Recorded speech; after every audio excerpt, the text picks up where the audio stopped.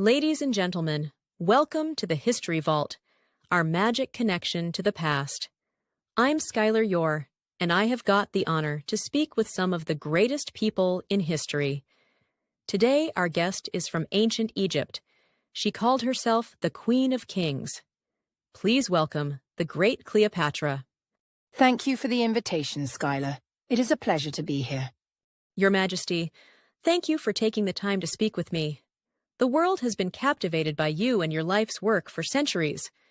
Let's start with your heritage. You were the last ruler of the Ptolemaic dynasty, yet you were of Greek descent. What does that mean to you as the Queen of Egypt? That is an interesting question, Skylar. It's true my family came from Macedonian Greece. We have ruled Egypt since the death of Alexander, and I am proud to be a part of that lineage.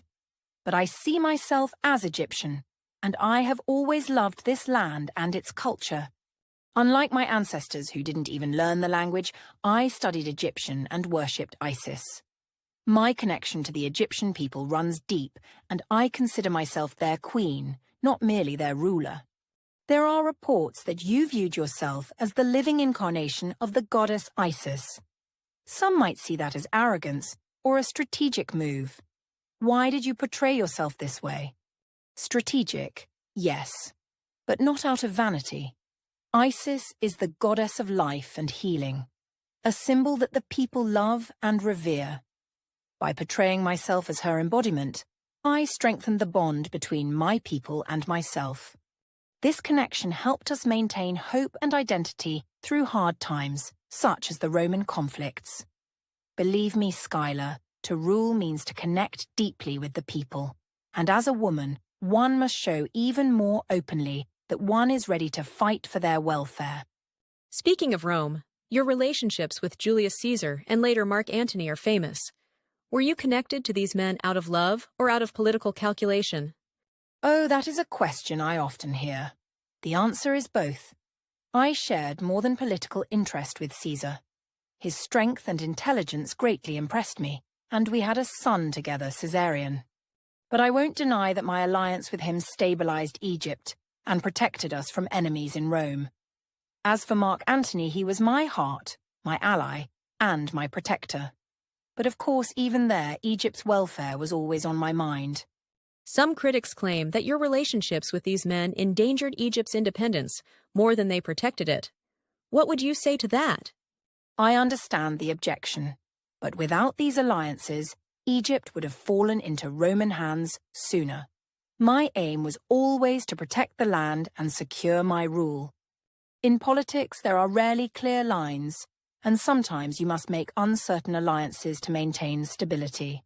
Without those, there might be no throne left to discuss today. A wise answer. Let's turn to a more personal topic. Your reign was often marked by marriages to your brothers, which seems unusual to many people. Why were such marriages conducted? The Ptolemaic dynasty has long practiced brother-sister marriages to keep the royal line pure and to hold the realm together. For us, it was tradition, and I did not have the freedom to question it. Still, these were not marriages of romance. They were symbols of continuity and power, not personal affection. You initiated many cultural and military reforms during your rule. What were the main goals behind these measures? My main goal was to make Egypt a stronger and more stable power that could stand up to Rome. I modernized the fleet, promoted military production, and constructed temples and buildings that would preserve our traditions and honor our gods. These reforms were meant to safeguard Egypt's independence and strengthen the pride of our people. Your beauty is often said to have played a significant role in your influence over others. Yet many historians say your intelligence and charm were far more impactful than your appearance. Do you agree? I never relied on my appearance alone to convince others. Yes, beauty is a gift, but it's intelligence, eloquence, and knowledge that wield real power. I always valued education and knew that only through intellect and determination could I win rulers like Caesar and Antony to my cause. A pretty face alone would hardly have achieved that. Your Majesty, you've shown incredible resilience and strategic brilliance in dealing with political adversaries. Many are curious about how you handled the intense pressure that came with maintaining Egypt's independence against such overwhelming Roman power. How did you stay focused and confident in such turbulent times? One must believe in their purpose, Schuyler. I knew that Egypt's survival rested on my shoulders, and that gave me strength even in the darkest moments. As a leader, I had to remain focused and show no sign of weakness, for any sign of doubt could turn allies into enemies. It wasn't easy. Many sleepless nights passed. But I surrounded myself with trusted advisors and focused on the idea that Egypt was worth any personal hardship. My love for my people and their respect kept me grounded and resilient. You're often described as both a leader and a scholar. I understand that you spoke multiple languages, which was uncommon even among the Ptolemies. What inspired you to pursue such a broad education, and how did that help you as a ruler? Knowledge is a ruler's most powerful weapon. Learning languages allowed me to understand my people, allies, and even enemies on a deeper level. I was the first in my dynasty to fully embrace Egyptian culture, learn the language, and participate in Egyptian religious practices. I wanted to communicate directly with diplomats from all regions without depending on translators.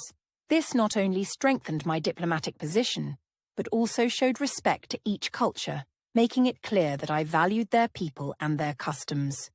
Being a scholar allowed me to connect with the world, and that understanding gave me an advantage in leading Egypt. In closing, when you look back, is there anything that comes to your mind you would do differently? A wise question, Schuyler. It's easy to judge differently in hindsight, but I believe I would have forgiven myself too much if I dwelled on the past. I did what I thought was right for my country, my people, and my family, and I would do it again. Perhaps I should have recognized Octavian as a threat earlier, and not waited until he had grown so powerful. But these are lessons one learns only with time. Thank you, Majesty. Your legacy lives on, and it is a privilege to hear it from your perspective. Thank you, Schuyler. It has been a pleasure to share the past with you as I see it. May Egypt live on in your thoughts as I carry it in my heart. Ladies and gentlemen, I hope you enjoyed the time we had the honor to spend with the great Cleopatra. For now, the vault closes again, but we will reopen it soon with a new fascinating interview partner from the past. Have a nice time until then.